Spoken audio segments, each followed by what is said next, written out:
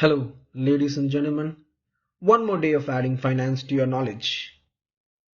I have decided first few videos of mine shall be solely aimed at clearing the misconception people have on money. The traditional thoughts that have been passed on by their ancestors who have only known survival. Today, let's talk on why most people work hard yet stay financially stuck in life. My friends, let me ask you something very honestly. Do you know people who work really hard?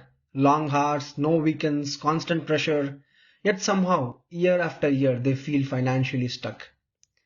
Chances are, you might be one of them. And this can be very uncomfortable to hear, but it's important. Hard work has become very common these days, very common. But financial progress has not. Most of us grew up believing a simple idea passed on by the generations before us.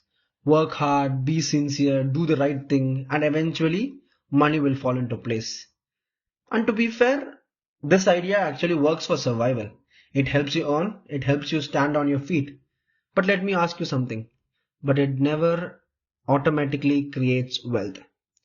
The problem with survival is that one medical emergency could wipe you out for ages if you don't have a proper backup plans like insurance, savings, emergency funds, for which you need financial literacy, my friends, financial intelligence. I've let you know why hard work alone fails. Because money does not reward efforts alone. It rewards how well the effort is converted into capital. That difference is subtle, but it changes everything. Let me share you three most common reasons that always keeps us poor. Reason 1, the income trap. Most hardworking people live in what I call an income only mindset. Every year becomes about the same things: salary, appraisal, bonus, promotion. Money comes in and money goes out. And this cycle repeats always. If the income stops someday, life immediately feels uncomfortable to these people. That is not financial growth, my friends. That is financial dependency. Let's say you're someone in 30s or 40s, earning member of your family, and when your income stops, the entire family is now in a difficult situation. Then that is a very bad place to be in. The reason 2, no system for money. Another very big reason people stay stuck is simple. They don't have a system for money. Money comes into the account, EMIs get auto debited, expenses just happen, and whatever is left, that is your saving. There is effort but no structure, and without a structure, money leaks quietly through lifestyle upgrades, convenience spending, and habits we don't even notice. Efforts without structure leads to exhaustion and never wealth, my friends, never wealth. Let's say you're someone with 1 lakh in your account. What would you do today? If you have no knowledge in financial decisions, you will either use it for purchasing expensive products that the advertising agency sells you, or you just party it empty. And then what you do? You will wait for your next paycheck, next bonus like a slave waiting for a bread.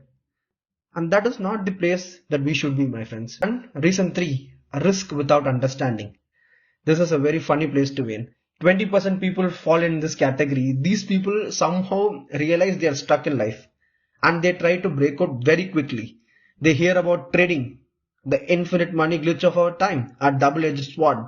They hear tips from random telegram channels. They go buy or sell the scripts and then they start praying to God.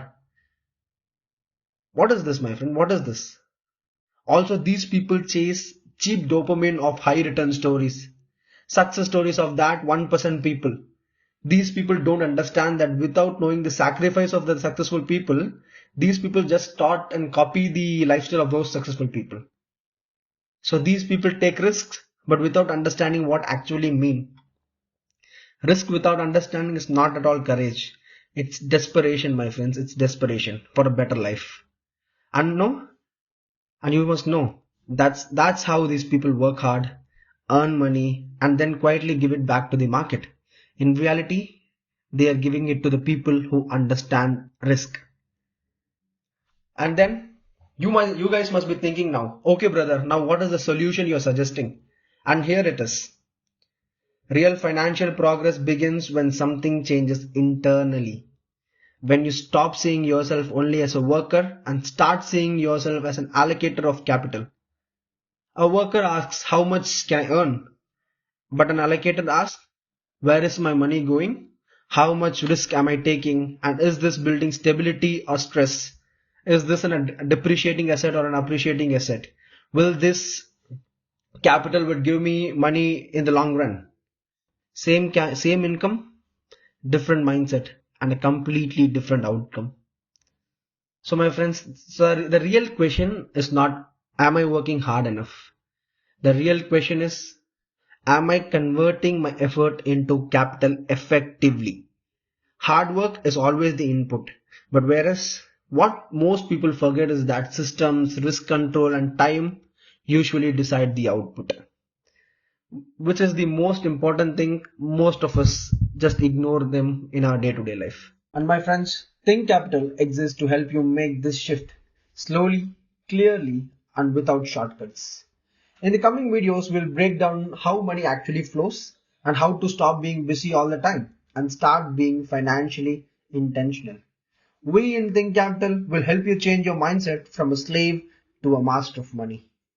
And my friends, once again, welcome back to Think Capital, understanding money.